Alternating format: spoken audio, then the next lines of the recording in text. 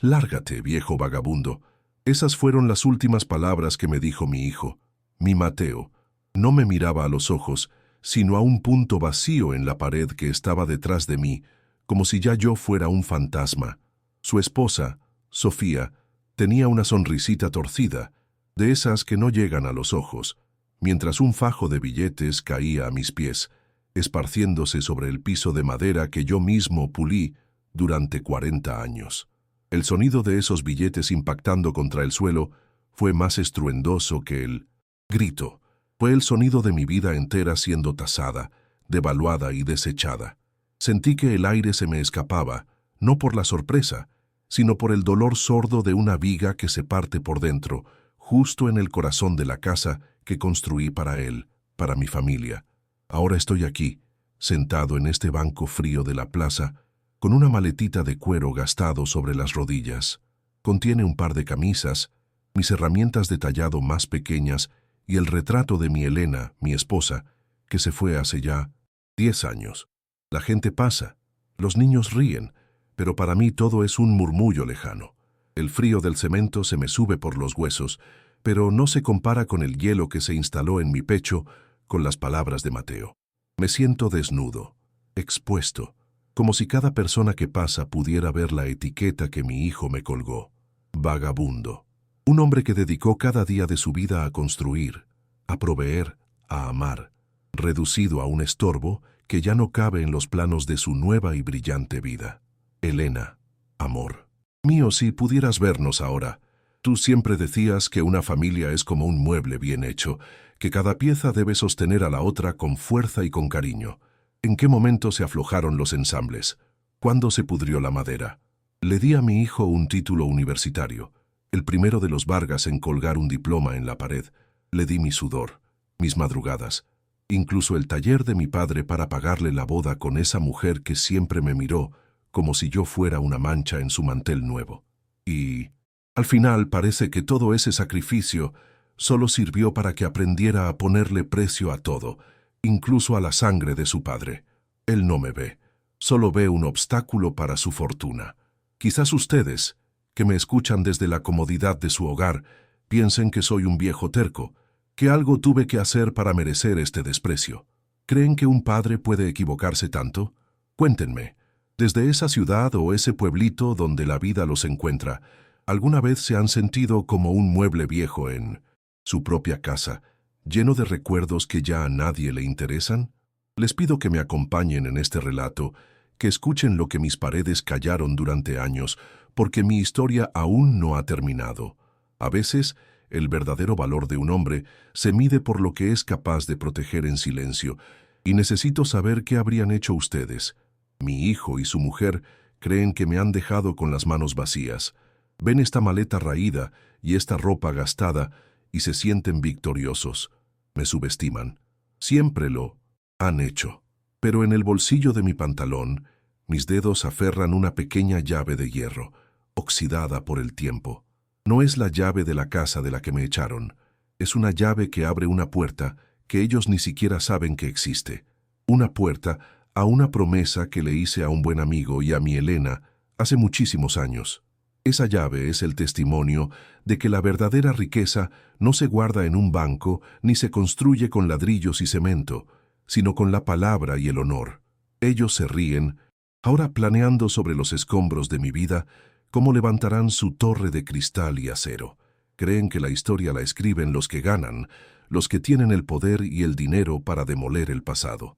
Pero se olvidan de algo fundamental, algo que el olor a serrín y el trabajo honesto me enseñaron desde niño. La madera más dura y noble es la que tiene las vetas más profundas, las que cuentan las tormentas que ha soportado. En mi bolsillo no solo hay una llave, también hay una carta. Y esa carta, mi amigo, esa carta cambiará el final de esta historia de una manera que ellos en su ceguera jamás podrían imaginar. Yo nací en el campo, en una casita de adobe donde el único lujo era la sombra de un algarrobo. Mi padre, un hombre de manos como raíces y pocas palabras, me enseñó a hablar el idioma de la madera. Cada árbol tiene un alma, Arturito, me decía, y un buen carpintero solo la ayuda a salir. Aprendí a sentir las vetas con los dedos, a saber si una tabla sería para una cuna o para un ataúd. El olor a serrín se me metió en la sangre y se convirtió en el perfume de la dignidad. No teníamos mucho, pero teníamos el orgullo del trabajo bien hecho.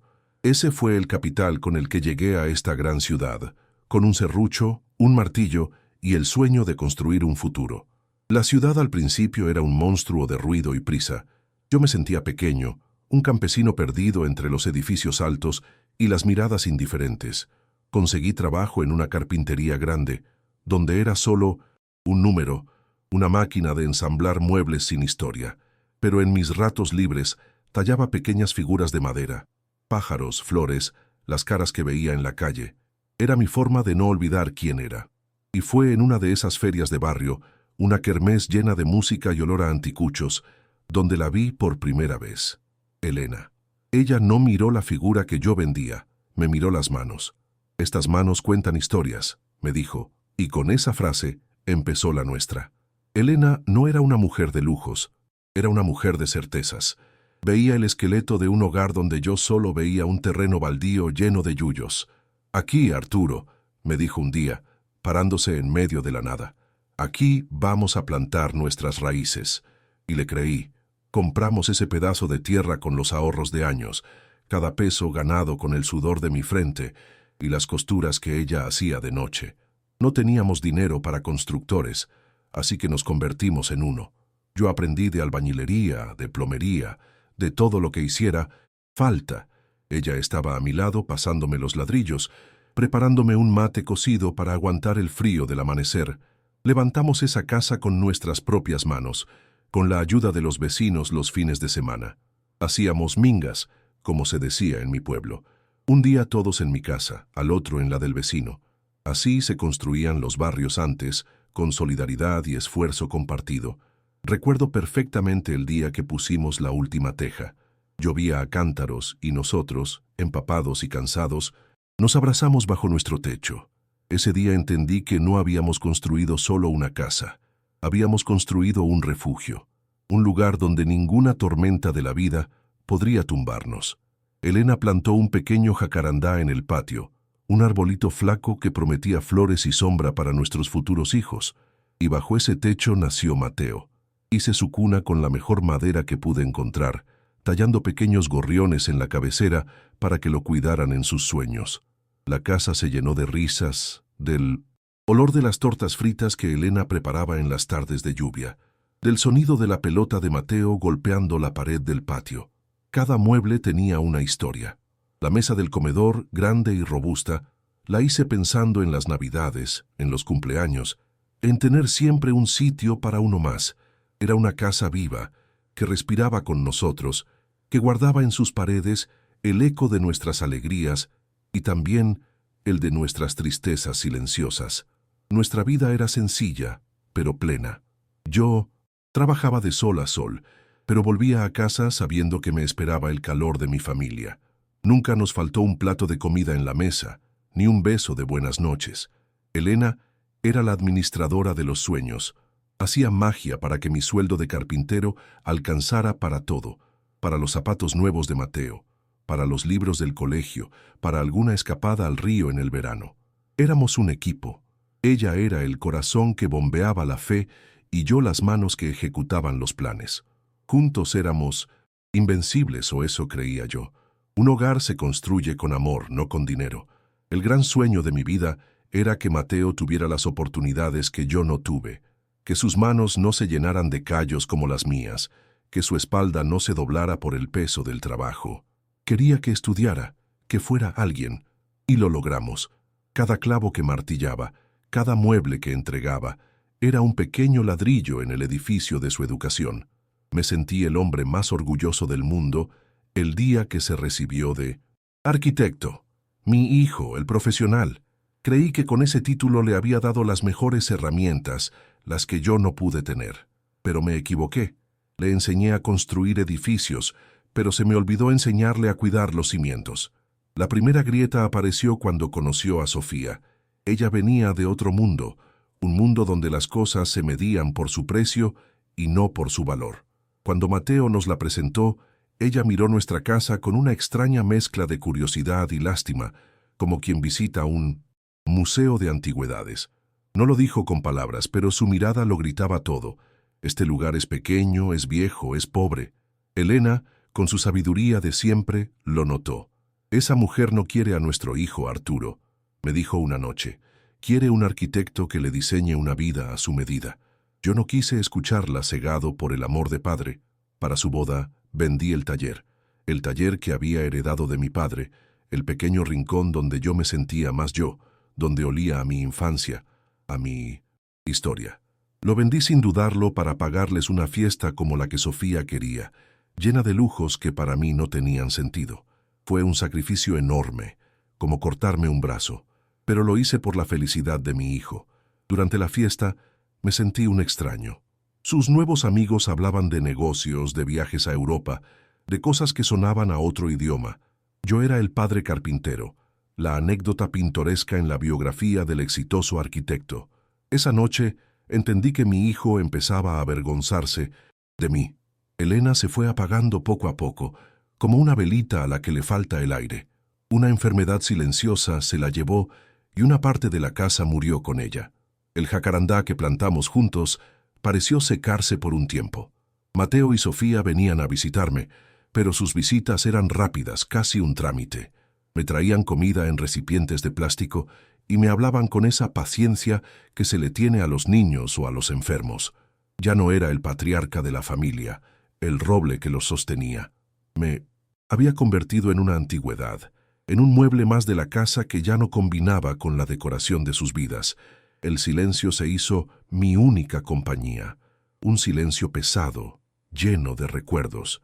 A veces, por la noche, me parecía escuchar la voz de Elena llamándome desde la cocina, o la risa de Mateo cuando era un niño y jugábamos a las escondidas en el patio. Pero eran solo fantasmas, ecos de un tiempo que ya no volvería. Mi hijo me llamaba por teléfono una vez a la semana, siempre con la misma pregunta: ¿necesitas algo, papá? Y yo siempre respondía lo mismo: estoy bien, hijo. ¿Cómo explicarle que lo que necesitaba no se podía comprar? Que necesitaba el respeto que se me había perdido, el amor que se había enfriado. Así pasaron los años, yo encogiéndome en mi rincón y ellos creciendo en su mundo de apariencias. La casa, que antes era nuestro orgullo, se convirtió para ellos en una vergüenza. El barrio obrero se había puesto de moda y los especuladores inmobiliarios empezaron a rondar como buitres. Para mi hijo, el arquitecto, la casa de su infancia ya no era un hogar.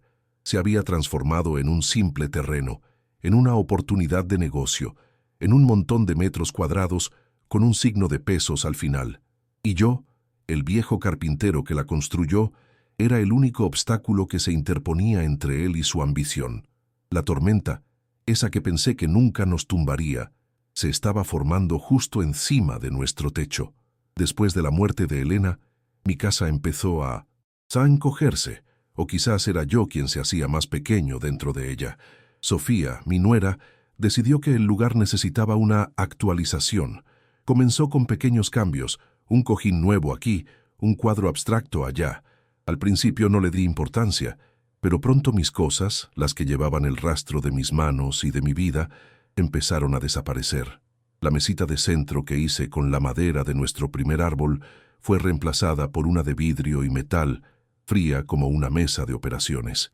No dije nada. ¿Qué podía decir? Me estaba convirtiendo en un adorno más, uno que ya no combinaba con la nueva decoración. Luego vino el ataque a mi santuario, mis herramientas. Siempre las tuve en un pequeño cuarto junto al patio, ordenadas, limpias, listas para la acción. Para mí no eran solo objetos, eran extensiones de mis brazos, compañeras de toda una vida. Una mañana las encontré todas apiladas en un rincón húmedo del patio, cubiertas con una lona de plástico. Sofía dijo que necesitaban el cuarto para hacer una oficina para Mateo. Sentí como si me hubieran arrancado las manos. Mateo, al ver mi cara, solo se encogió de hombros. «Papá, ya no las usas», me dijo. No entendía que un hombre no necesita usar sus herramientas para que sigan siendo parte de su alma. Las comidas familiares se convirtieron en un campo de batalla silencioso. Yo estaba acostumbrado a los sabores de nuestra tierra, a los guisos cocinados a fuego lento, al pan casero. Sofía introdujo la quinoa, el kale, comidas con nombres raros que para mí no tenían alma. Si yo cocinaba, se quejaba del olor a ajo o a cebolla. Poco a poco dejé de sentarme en la cabecera de la mesa. Ese lugar, que siempre fue el del patriarca, ahora lo ocupaba Mateo. Y a veces, cuando tenían invitados importantes, a mí me sentaban al final, como a un pariente lejano y algo incómodo. Empecé a preferir comer solo en la cocina, para no sentirme juzgado en mi propia mesa. Mi nieto, Nico, era mi única luz. Cuando era pequeño le encantaba venir a mi rincón del patio a verme trabajar. Le hice un pequeño martillo de madera y le enseñaba a clavar sobre retazos de pino. Sus ojos brillaban de emoción, pero a medida que crecía, Sofía lo fue alejando de mí. «No te ensucies con el abuelo, cariño», le decía. «Ese aserrín te puede dar alergia». Le compró videojuegos, tabletas, un mundo digital que lo encerró en su cuarto. Intentaba hablarle de los árboles, de las estrellas, de las historias del abuelo, pero yo no podía competir con las pantallas parpadeantes que le ofrecía su madre. La Navidad de hace 2 años fue el golpe de gracia. Toda la familia estaba reunida, abriendo regalos. Nico, con sus 10 años, recibió una tableta de última generación de sus padres. Estaba feliz. En un momento se volvió hacia mí y me preguntó: «Abuelo, ¿y tú qué me regalaste?». Antes de que pudiera sacar el caballito de madera que había pasado semanas tallando para él, con cada detalle pulido con amor, Sofía respondió en voz alta para que todos la oyeran: «El abuelo nos regala sus historias de siempre, mi amor». La risa forzada de los invitados, la mirada de lástima de mi propio hijo, me partieron el alma. Me sentí invisible, ridículo. Esa noche, mientras todos dormían, tomé el caballito de madera y lo guardé en el fondo de mi maleta de cuero. Era un tesoro que ya no tenía dueño. Comprendí que en esa casa ya no había lugar para las cosas hechas con tiempo y con amor. Todo tenía que ser nuevo, rápido, descartable. Yo era como ese caballito de madera, una pieza artesanal en un mundo de plástico. Desde esa Navidad, algo en mí se endureció. El dolor empezó a dar paso a una fría sensación de injusticia. Me di cuenta de que no solo me estaban arrinconando, me estaban borrando deliberadamente, quitándome mi lugar en la historia de la familia que yo mismo había fundado. Mi mundo se fue achicando hasta tener el tamaño de mi habitación. Mis viejos amigos del barrio, con quienes jugaba a las bochas en la plaza, se fueron yendo uno a uno, algunos a vivir con sus hijos, otros al cementerio. Mateo y Sofía se hicieron cargo de las cuentas de la casa y empezaron a darme una pequeña cantidad de dinero a la semana para mis gastos. Yo, que había mantenido a mi familia con el sudor de mi frente, ahora tenía que pedir permiso para comprarme un periódico o un billete de lotería. Me convertí en una carga, en un dependiente. Cada billete que me daban se sentía como una limosna, un recordatorio constante de mi inutilidad. Empecé a caminar por el barrio, a perderme por las calles para no estar en la casa. Veía cómo todo cambiaba. Las viejas casonas como la mía eran demolidas para dar paso a enormes edificios de apartamentos sin alma. Los vecinos de toda la vida vendían y se iban. El progreso le llamaban. Un día vi a Mateo hablando en la puerta de casa con unos hombres de traje. Llevaban planos bajo el brazo. Cuando me acerqué, cambiaron de tema bruscamente. Sentí un escalofrío. No estaban hablando del progreso del barrio, estaban hablando del progreso de su bolsillo. Estaban tasando mi casa, mi vida, a mis espaldas. La palabra terreno empezó a aparecer cada vez más en sus conversaciones. «Papá, ¿tú sabes el potencial que tiene este terreno?», me decía Mateo con un brillo codicioso en los ojos. Sofía dejaba folletos de modernos complejos residenciales sobre la mesa del comedor, como por casualidad. Folletos que mostraban parejas jóvenes y sonrientes en balcones de vidrio, sin rastro de abuelos, ni de muebles de madera, ni de jacarandás en el patio. Me hablaban de las ventajas de un apartamento pequeño y moderno, más fácil de limpiar para ti, papá, con seguridad las 24 horas. No querían cuidarme, querían encerrarme, querían que yo mismo les entregara las llaves de mi vida. Yo me negaba, una y otra vez. «Esta casa es la memoria de su madre», les decía. Cada ladrillo tiene una gota de nuestro sudor, pero mis palabras rebotaban contra un muro de ambición. Para ellos, la memoria no era rentable. El sudor no cotizaba en bolsa. Empezaron a tratarme como a un niño caprichoso, como si estuviera senil. «Papá, tienes que ser realista», insistía Mateo. «El sentimentalismo no paga las cuentas». ¿Desde cuándo el hogar era una cuenta que había que pagar? ¿Desde cuándo el amor se había convertido en una mala inversión? La injusticia ya no era una sensación. Era un sabor amargo en la boca, constante. Me sentí como un árbol viejo al que sus propias ramas quieren cortar para vender su madera. Los había nutrido, les había dado sombra, los había visto crecer y fortalecerse. Y ahora, esas mismas ramas, envenenadas por la codicia de Sofía, querían echarme abajo para quedarse con el pedazo de tierra donde yo había echado mis raíces. La decepción era un peso tan grande que a veces me costaba respirar. Ya no era solo mi casa lo que estaba en juego, era el sentido de toda mi existencia. ¿De qué había servido tanto sacrificio si al final la lección que mi hijo había aprendido era que el dinero es más importante que un padre? Una noche Sofía me dijo la frase más cruel de todas. Discutíamos sobre el tema, como casi todas las noches. Yo, con la voz ya cansada de argumentar. Ella, con su paciencia agotada. «Arturo, entiéndalo de una vez», me espetó. «Usted ya vivió su vida. Ahora déjenos vivir la nuestra». Como si mi vida fuera un libro ya leído que solo ocupaba espacio en la estantería. Como si mi presente no tuviera valor. Me di cuenta de que para ellos yo ya estaba muerto, solo que se habían olvidado de enterrarme, y esa casa era el ataúd del que necesitaban deshacerse para seguir adelante con sus planes. La tensión en la casa se podía cortar con un cuchillo. Los silencios eran más pesados que los gritos. Yo me aferraba a mis rutinas, a mis recuerdos, como un náufrago a su tabla. Regaba el jacarandá de Elena todas las mañanas, aunque a veces lo hacía con lágrimas en los ojos. Hablaba con su retrato, le pedía fuerzas, le preguntaba en qué nos habíamos equivocado. Sabía que el final estaba cerca. Podía sentirlo en la forma en que Mateo evitaba mi mirada, en la sonrisa impaciente de Sofía. Estaban a punto de dar el último paso, la última estocada.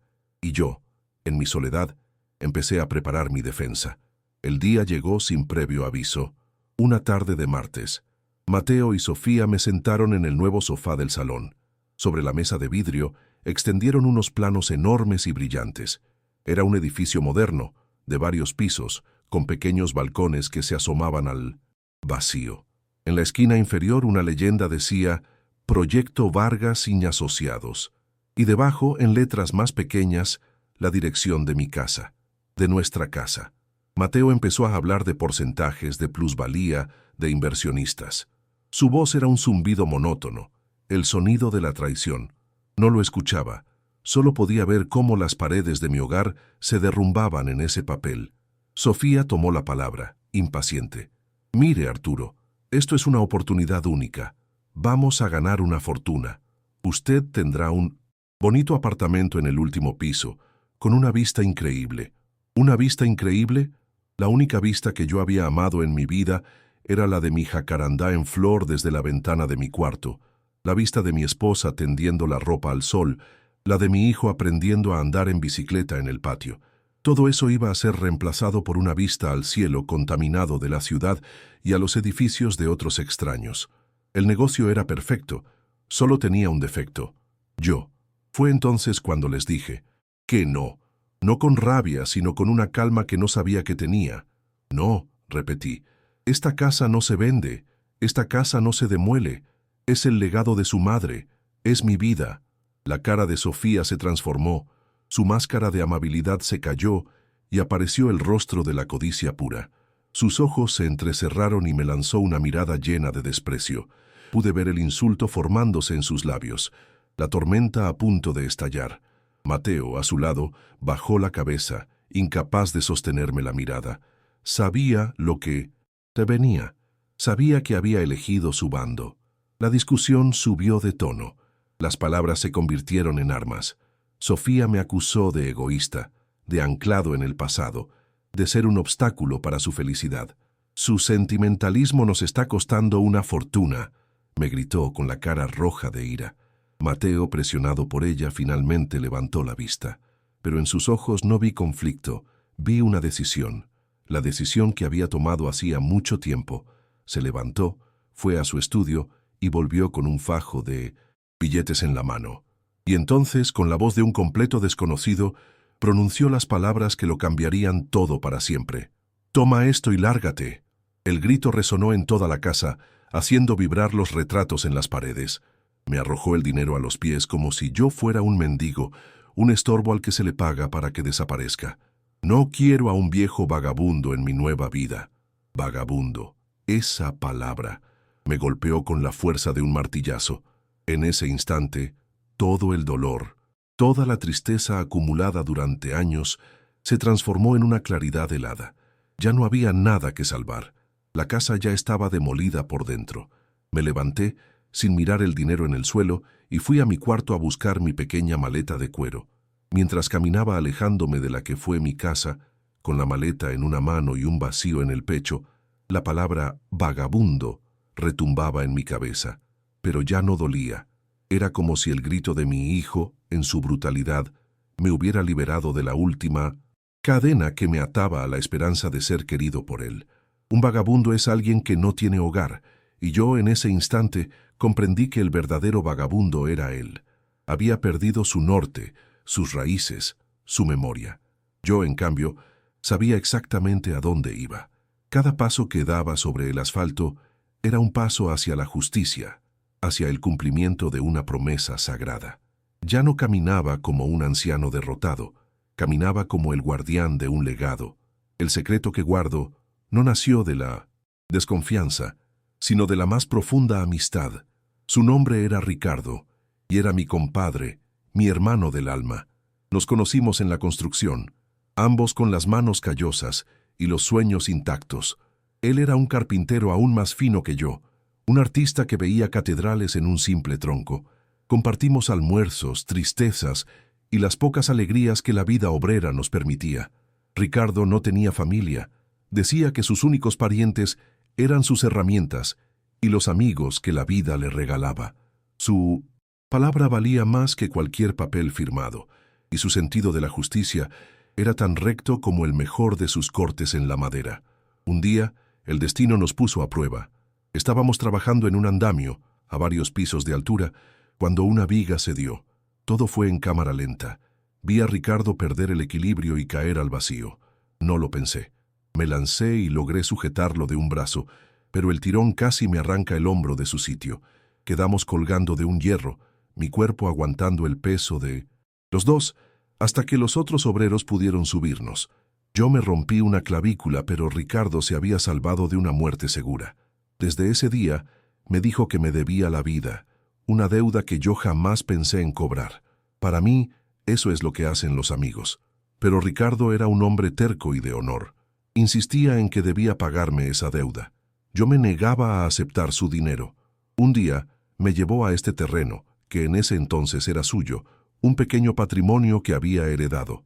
«¿No quieres mi dinero, Arturo?», me dijo. «Entonces acepta mi tierra. Quiero que construyas aquí tu nido, que veas crecer a tus hijos. Quiero que mi deuda contigo se transforme en un hogar». Fue un regalo tan inmenso que me hizo llorar. Acepté, con la condición de que siempre habría un plato de comida en mi mesa para él. Y así sellamos el trato, con un apretón de manos que valía más que 1000 escrituras. Años después, cuando ya planeábamos la construcción de la casa con Elena, llamamos a un notario amigo para formalizar los papeles. Fue entonces cuando Ricardo, que ya empezaba a ver con tristeza cómo la especulación se comía los barrios, me pidió añadir una cláusula especial.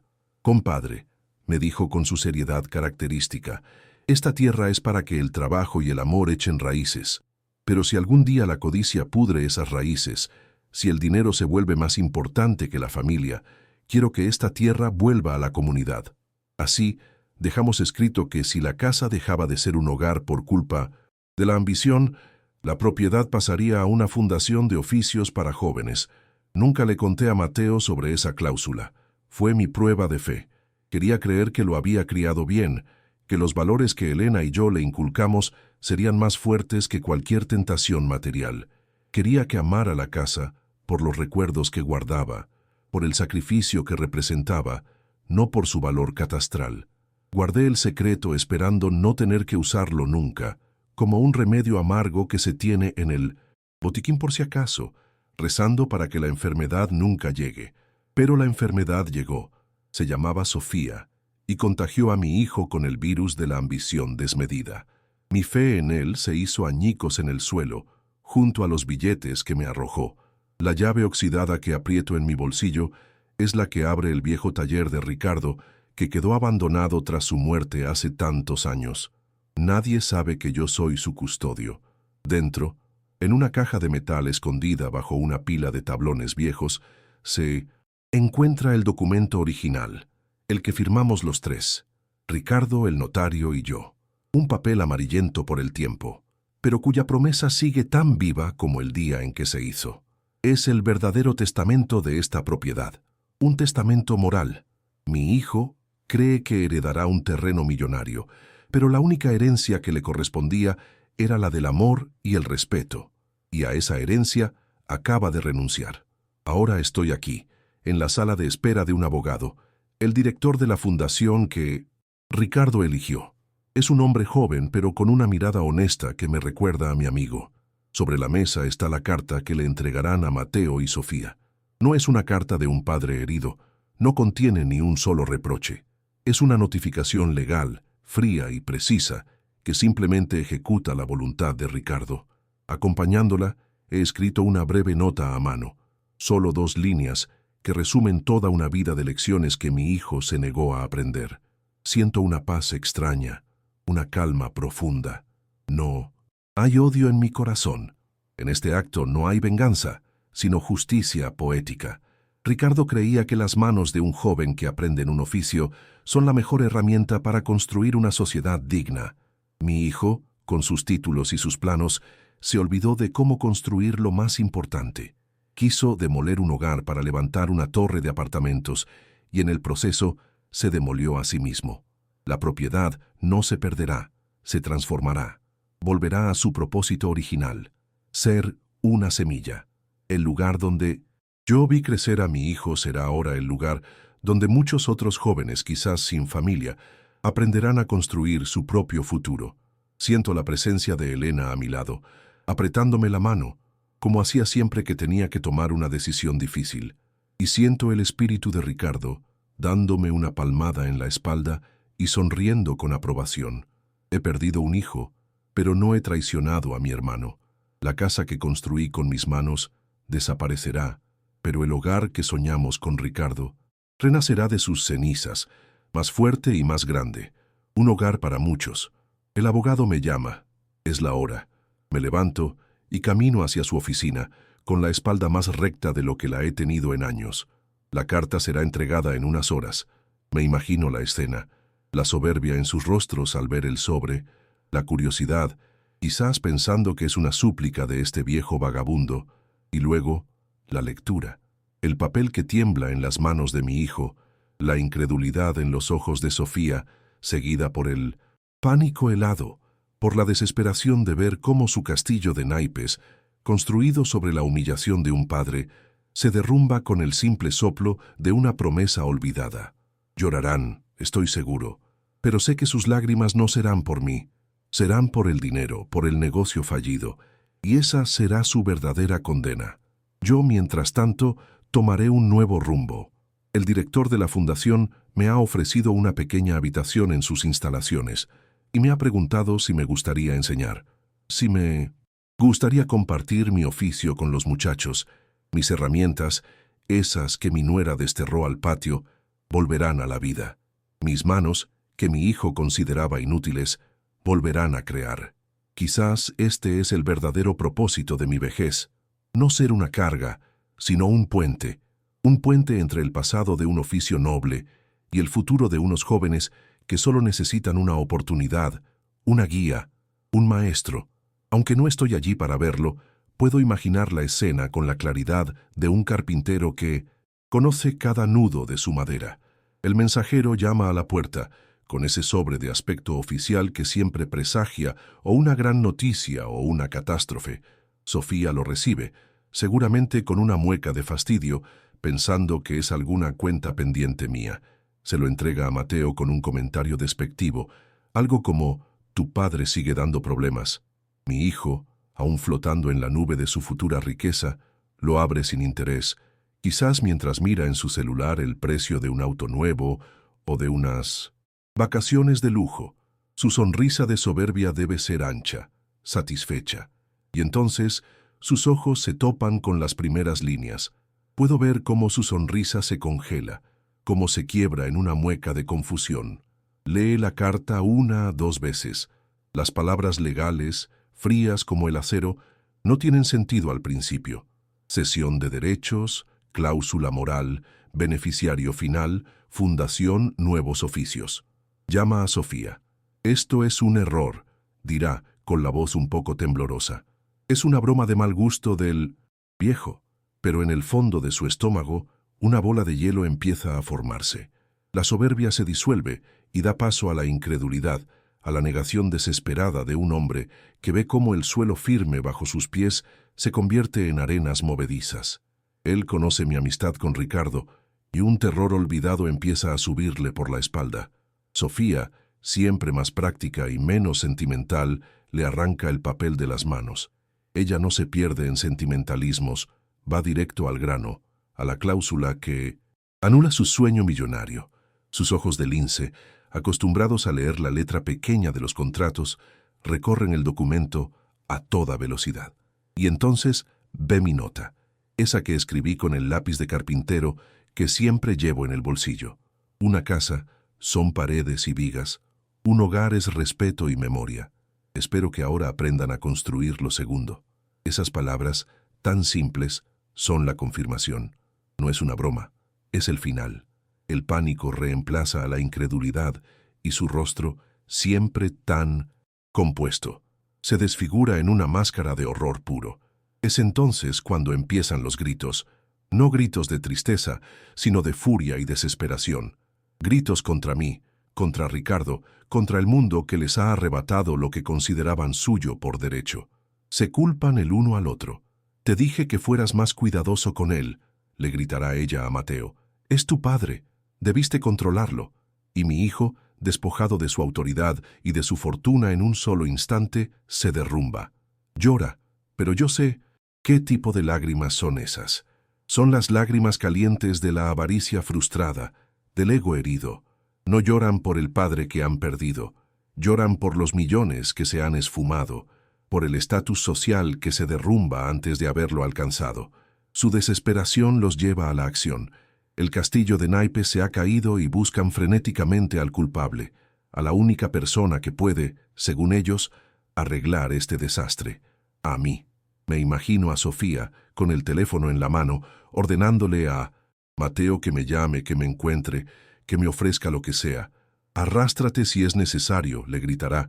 «Dile que lo quieres, dile que se equivocó, prométele el oro y el moro, pero haz que revierta esto». Se han olvidado de que hace unas horas me llamaron vagabundo. Ahora ese vagabundo tiene en sus manos el poder de devolverles su sueño. Y en su mente calculadora, todo hombre tiene un precio. Y entonces, mi viejo teléfono celular, el que apenas uso, empieza a vibrar en mi bolsillo. La pantalla se ilumina con el nombre de Mateo. Vibra 1, 2, 3 veces. El sonido rompe la paz del pequeño cuarto que me han asignado en la fundación. Lo miro y es como si viera un animal herido y rabioso al otro lado de la línea. Sé que si contesto, no escucharé a un hijo arrepentido, sino a un especulador en bancarrota. Escucharé súplicas falsas, promesas vacías, chantaje emocional. Me dirá que todo fue un malentendido, que Sofía lo presionó, que me quiere, que vuelva a casa, la casa que ya no es suya. El teléfono sigue sonando en mi mano, una vibración insistente que me recorre el brazo. Y aquí, en este preciso instante, le hablo a usted, que ha sido testigo silencioso de mi humillación y de mi resurgir. Le pregunto desde el fondo de mi corazón herido, ¿qué haría en mi lugar? ¿Contestaría esa llamada? ¿Le daría a quien lo desechó como a basura la oportunidad de mentirle otra vez, de intentar manipular la última pizca de amor que le queda? Dígame sinceramente, desde su propia experiencia de vida, ¿Qué camino tomaría? Porque la decisión que tome ahora definirá no solo mi futuro, sino el tipo de hombre que seré en mi último tramo de vida. Dejo que el teléfono suene hasta que el buzón de voz se traga la llamada, y luego otra vez, y otra. No contesto. El silencio es mi respuesta. Es la lección más dura que jamás le daré a mi hijo. La lección de que hay acciones que no tienen vuelta atrás, puertas que una vez cerradas no se pueden volver a abrir con llaves de mentiras. El respeto, una vez roto, no se puede pegar con súplicas interesadas. Si contestara le estaría enseñando que su comportamiento no tiene consecuencias, que el dinero puede arreglarlo todo, y ese es el veneno que lo ha destruido. Mi silencio no es un acto de venganza, es un acto de amor paterno. El último, el más doloroso. Me imagino su frustración al otro lado, la rabia convirtiéndose en una desesperación fría y absoluta. Se darán cuenta de que han perdido. No solo la casa, no solo el dinero. Han perdido el control. El viejo vagabundo al que echaron a la calle se ha llevado consigo los cimientos de su mundo artificial. Se enfrentan ahora a sus deudas, a sus inversionistas, a la vergüenza ante ese círculo social que tanto se esforzaron por impresionar. Su castigo no es la pobreza, es el espejo, el tener que mirarse cada mañana y saber que lo cambiaron todo por nada, que demolieron su propio hogar mucho antes de que llegaran las excavadoras. El sol de la mañana se cuela por los ventanales del nuevo taller y el aire huele a pino fresco y a promesa. El sonido no es el del silencio de mi antiguo cuarto, sino el de serruchos cortando, de lijas puliendo, de risas jóvenes. Aquí, en el mismo terreno donde levanté mi casa, ahora se levanta una escuela. A mi alrededor un grupo de muchachos y muchachas que la vida ha golpeado temprano me escuchan con una atención que ya había olvidado. Sus manos, antes torpes, ahora aprenden a guiar la garlopa. Hoy le enseño a un joven llamado Leo, de 1909, mirada tímida pero manos firmes, a hacer un ensamble de cola de Milano. Cuando lo logra, sus ojos brillan. «Gracias, maestro Arturo», me dice, y en esa palabra, maestro, encuentro toda la dignidad que mi propia sangre me negó. He aprendido que el verdadero legado de un hombre no se mide por el valor del terreno que deja, sino por las semillas que siembra en otros corazones. Mi hijo, en su desesperación, me llamó vagabundo porque me había quedado sin un techo que la ley considerara mío, pero se equivocó. Mi hogar nunca fueron esas 4 paredes que él quiso demoler. Mi hogar siempre fue mi oficio, el respeto por el trabajo, el amor de Elena. Y ese hogar lo llevo conmigo, en estas manos callosas, y ahora lo comparto cada día.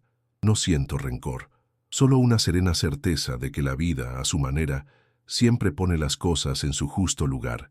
Él se quedó con sus planos vacíos, yo me quedé con la madera, que es honesta y nunca miente. Y esta, amigo o amiga que me escucha, es la historia de cómo perdí una casa y encontré mi verdadero hogar. Me ha hecho bien compartir mi carga y mi lección con usted. Ahora me gustaría pedirle un último favor. Cuénteme, desde ese país o esa ciudad que usted llama hogar, ¿qué se lleva de este relato? Su reflexión es un regalo para este viejo carpintero. Deje su comentario, su pensamiento, su saludo, para que al leernos los unos a los otros, creemos una comunidad, un refugio hecho de palabras donde nadie se sienta un extraño en su propia vida. Gracias por haberme acompañado en este viaje. Ahora, si me disculpan, estos muchachos tienen mucho que aprender.